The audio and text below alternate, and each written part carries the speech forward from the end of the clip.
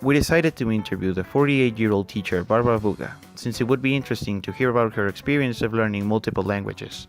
Moreover, she believes that doing so is remarkably important for interacting with the world. We are forced to learn and to speak many languages, because otherwise, if we only spoke our own language, it would be very hard for us to communicate with the world.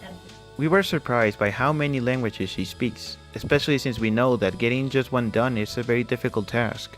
We believe she managed to do it because she grew up in Slovenia, where people learn about other cultures in order to avoid being left behind.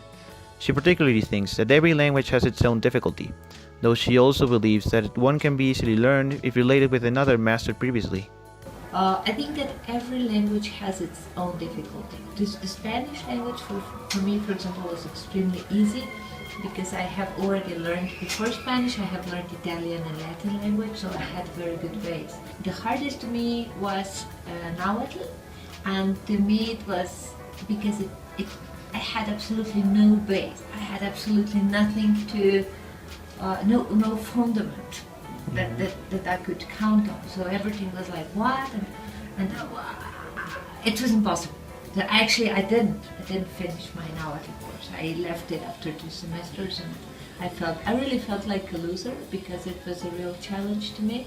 The perspective that she has makes her enjoy life in a very specific way, one very different to the stereotypical view on it nowadays. This is where she specifically emphasizes the phrase, the more languages you know, the more people you are. But I don't know, they haven't stopped yet. I mean, there are plenty.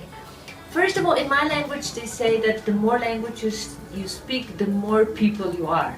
So one language, one person, right? So it's like when you read books, like every book is a new story of life, right? And languages is the same, because when you speak English, you're one person. When you speak Spanish, Slovene, you change.